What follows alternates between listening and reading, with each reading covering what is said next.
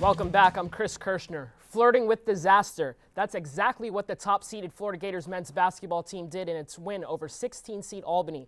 Up next for the Gators, the Pittsburgh Panthers. WRUF's basketball reporter Trevor Sikkema previews the matchup.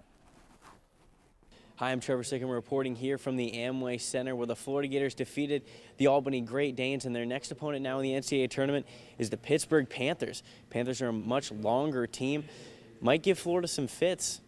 Pittsburgh is a team that can score a lot of points in a hurry, and Colorado learned that the hard way. Talib Zana controls the floor from the inside, and Lamar Patterson can light it up from, well, just about anywhere. Both players scoring in double digits on the season. As shown yesterday, if you give the Panthers some space, they'll make you pay. The Gators will have to adjust to that as the game goes on. Florida will look to execute a little bit better on offense and defense against Pitt. Tip-off is set for 12:15 on Saturday, and the winner gets to see themselves in the Sweet 16. You can watch tomorrow's game on CBS, or if you're out and about, you can listen on ESPN 850 WRUF. And the madness continues. 1/5 of the bracket submitted to ESPN's Bracket Challenge had this team in the Final Four. So who was it?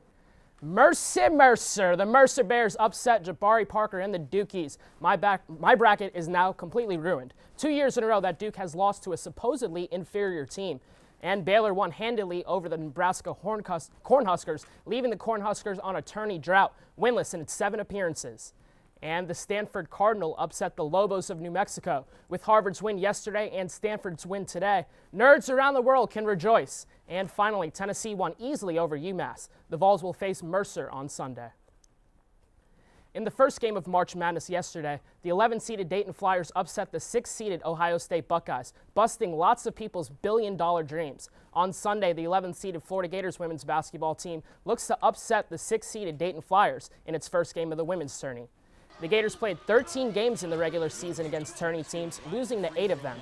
Florida's resume also showed a record of just 19-12, but Coach Amanda Butler had faith her team would make the cut. This is what we expected to happen, and it still feels really good to see your name pop up there. In our case, hear your name. We didn't see your name pop up. We heard it, and that was pretty much all we needed. But it was a really, really exciting moment.